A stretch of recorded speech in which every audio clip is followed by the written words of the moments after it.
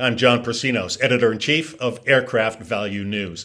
I'm also a contributing editor to Avionics International Report. Both publications are produced under the aegis of Access Intelligence. Welcome to my latest video presentation posted September 27, 2025. Ever wondered who owns the plane you're about to board? Spoiler alert, it's probably not the airline you're flying with. Once upon a time, airlines owned their fleets, but fast forward to 2025 and over half of the global commercial aircraft are leased. That's right, 58% of the world's planes aren't owned by the airlines you think they are. They're owned by lessors. Leasing has become the preferred option for airlines, rising from roughly 10% of the total fleet in the 1970s to about 58% in 2025. This shift allows airlines to operate with more flexibility and less capital investment.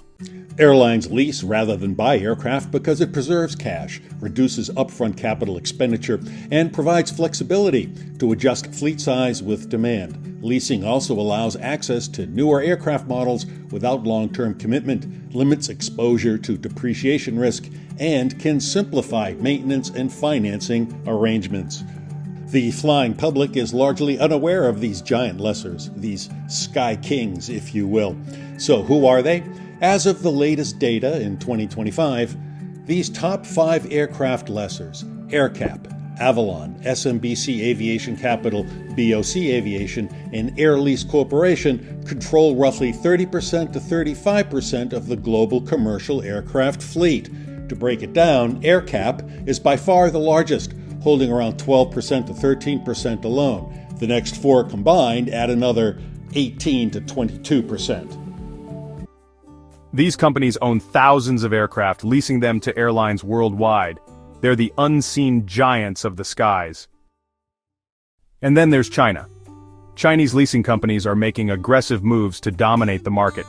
Companies like ICBC Leasing and CDB Aviation are rapidly expanding their fleets and market share. With China's growing influence in global aviation, these companies are challenging traditional Western lessors and reshaping the leasing landscape. Meanwhile, aircraft manufacturers such as Boeing, Airbus, and Embraer are struggling to keep up with demand. Supply chain issues, labor shortages, and production delays have led to a backlog of orders for a wide range of aircraft. These delays have created a persistent imbalance between demand and supply, likely to continue through the end of the decade.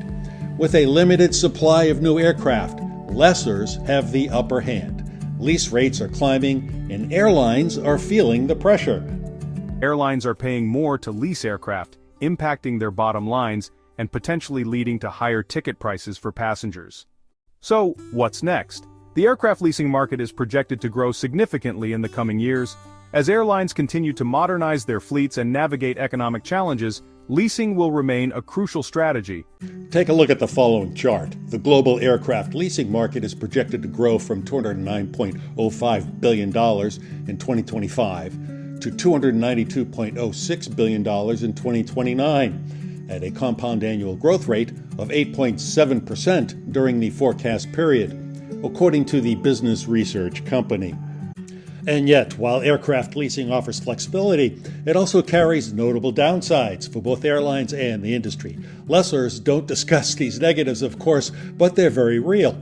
Lease payments can be expensive over time, eroding profitability compared with outright ownership. Airlines face less control over the aircraft, including limits on customization and operational decisions. Dependence on lessors exposes carriers to market volatility. Rising lease rates or limited availability during demand surges can strain finances. For the industry, heavy reliance on leasing can create systemic risk if lessors face credit or liquidity problems, and it can pressure residual values, particularly for older or non-standard aircraft. Overall, leasing shifts financial and operational burdens from ownership to recurring obligations, leaving airlines more exposed to external shocks. However, with increased competition among lessors and ongoing supply chain challenges, the leasing market will continue to grow in 2026 and beyond. Next time you board a plane, remember, the airline may not own it, but rest assured, it's still part of the global aviation ecosystem, connecting the world one leased aircraft at a time. Well, that's it for now. Thanks for watching. And if you have any questions or feedback, don't hesitate to send an email to me at jpersinos@accessintel.com. If there are any story topics you'd like me to cover, I want to hear from you.